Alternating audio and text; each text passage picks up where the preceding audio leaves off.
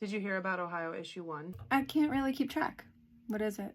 They want to add the right to abortion to the state constitution. Well, I'm pro-choice, so that sounds fine to me. I mean, even for pro-choice people, it could have some pretty extreme repercussions. Like what? Well, like parental consent requirements. If a 15-year-old gets pregnant and she wants to get an abortion, should her parents have a right to know that's happening?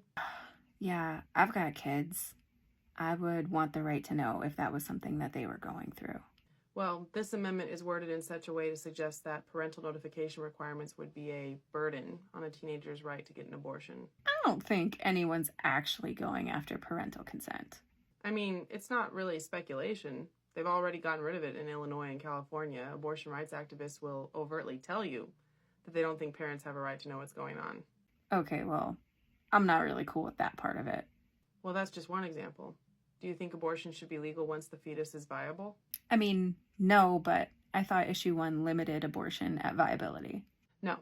This amendment would leave wide open the possibility of elective abortion after viability because it allows abortion for broad health exceptions. And Doe v. Bolton defined health to include things like emotional well-being or financial circumstances, a lot of things beyond medical emergencies.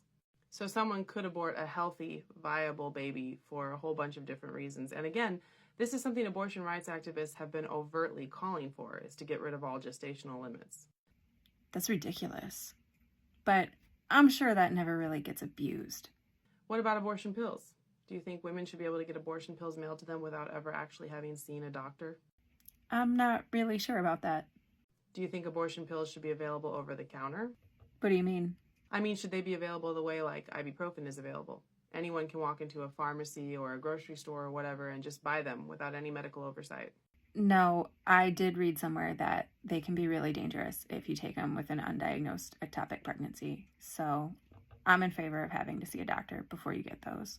Well, abortion pills available over the counter is another thing that activists have been calling for. And so far, they have not explained how you would make sure, for example, that an abusive boyfriend couldn't just buy the pills and put them in his pregnant girlfriend's drink or something like that.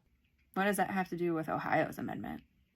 Ohio Issue 1 is worded such that any limits on abortion could be interpreted as a burden on reproductive freedom. It's not guaranteeing some minimal level of access to abortion in a limited set of circumstances. It's trying to enshrine in the Ohio state constitution uninhibited right to elective abortion. Man, that's a little too extreme, even for me. I think I'm gonna have to vote no.